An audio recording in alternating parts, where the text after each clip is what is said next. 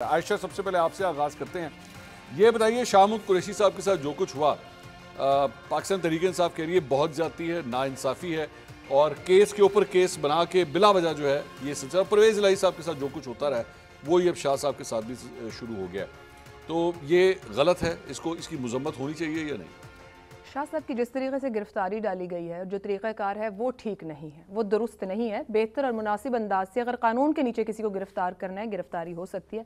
आपने इब्तदाई में एक बात की थी कि 5 साल बाद हम वहाँ दोबारा आ जाते हैं। मेरा ख्याल ये कह लें कि मुनासिब होगा कि 3 साल बाद हमारे सफ़र का दोबारा आगाज़ होता है। अच्छा। हर 3 साल के बाद कमिंग टू वो मुझे एक जहन में रह गई, आपने कहा 5 साल, हमने तो 5 साल भी पूरे नहीं पड़ते ना, हम 3 साल बाद ही चक्कर ले लेते हैं। अब जो कुरैशी साहब के साथ हो रहा है, आपने माजी का हवाला भी दिया, सियासी जमातें सीखने को तैयार नहीं, ये कारमा है।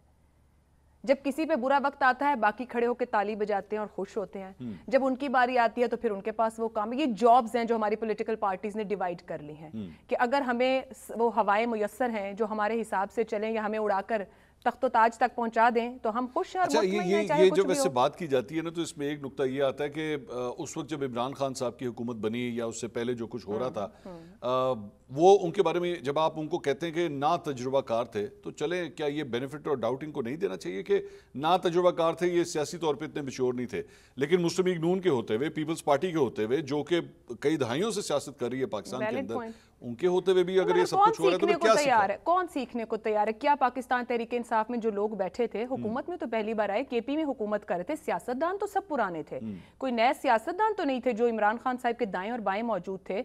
दिहाइयों की सियासत है, कुरैशी साहब की अपनी सियासत उठा के देख लें, कोई आज की सियासत तो नहीं है, खानदानी सियासतदान है।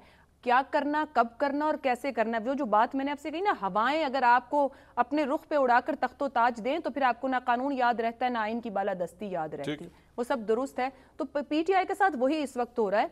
सिर्फ बात यह कि 9 मई एक ऐसी बात है जो माजी में कहीं मौजूद नहीं थी। 9 मई के दिन जो कुछ हुआ उसको वाकई मंतकी अंजाम तक पहुंचना है। हम कितनी देर 9 मई का बोझ उठाएंगे कि हमारी सियासत, हमारी सहाफत, हमारी जमहूरियत सबके ऊपर इसका साया रहेगा? वो गलत था जो हुआ और उसको मंतकी अंजाम तक पहुंचना जरूरी है। जहां जहां मुकदमात बनते हैं, जो लोग मुलव्विस और शामिल हैं उनको आप मंतकी अंजाम तक पहुंचाएं। मगर कुरैशी साहब सहाफियों से गुफ्तगू में ये कह चुके, ये जो मुकदमा उनके ऊपर जिसके अंदर वो आज गिरफ्तार हुए हैं, कि वो 9 मई वाले दिन इस्लामाबाद में नहीं थे, कराची में मौजूद थे।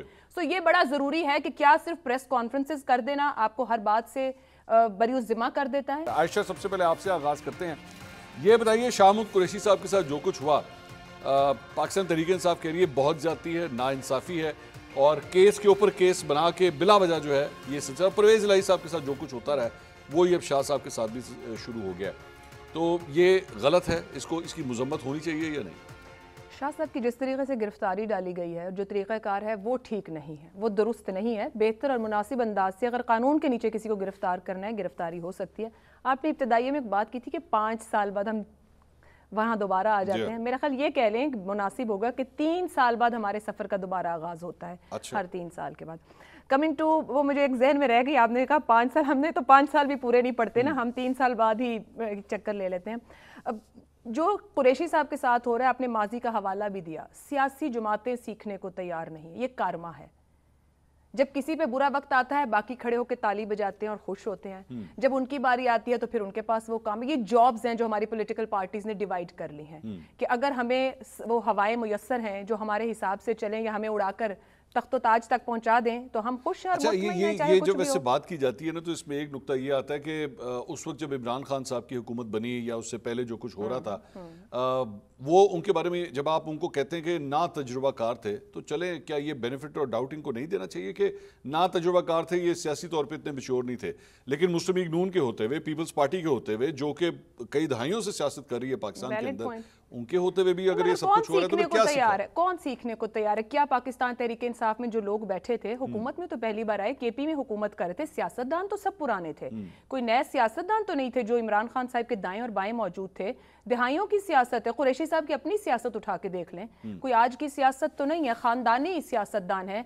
क्या करना, कब करना और कैसे करना, वो जो बात मैंने आपसे कही ना, हवाएं अगर आपको अपने रुख पे उड़ाकर तख्तो ताज दें तो फिर आपको ना कानून याद रहता है ना आइन की बालादस्ती याद रहती, وہ سب درست ہے. تو پی ٹی آئی کے ساتھ وہی اس وقت ہو رہا ہے.